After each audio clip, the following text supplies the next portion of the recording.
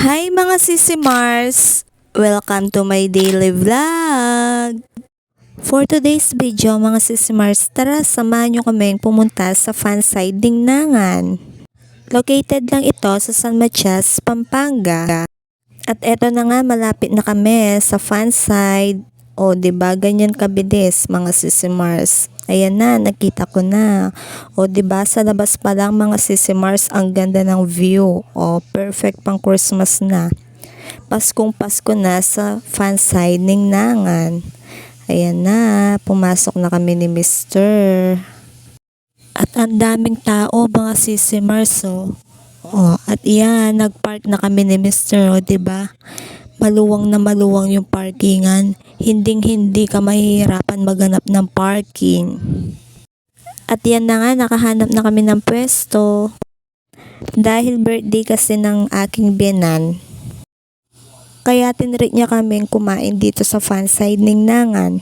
O, diba mga Sisi Mars, ang aliwalas ng view. At hindi ka mauubusan ng upuan dito mga Sisi Mars, maraming mga bakante.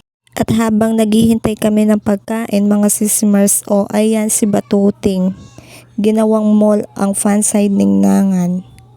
O diba, naglibot-libot sila ng lolo niya. Pinagod niya ang lolo niya. Bala mo yata gabi na tsuka playground.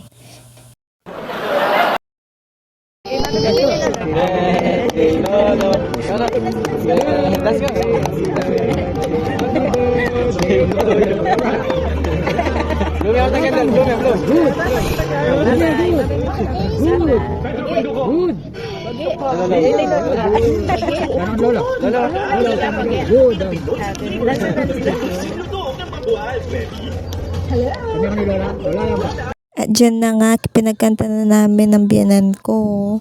O diba, 60 years old na pala siya mga Sisi Mars. At hindi ko in-expect na ginawa ni Batuting yon mga Sisi Mars, yung nagkakanta siya habang may mga tao. Mahihain kasi si Batuting. May sayaw-sayaw pa siyang nalalaman. O diba? At buti na lang hindi nagmuryot si Batuting. Pinagkanta niya talaga ang kanyang lolo. Kakatouch naman. At yan na, unti-unting dumadating ang aming mga pagkain. Kaya let's chow na mga Sisi Mars. At sana matakam kayo mga Sisi Mars.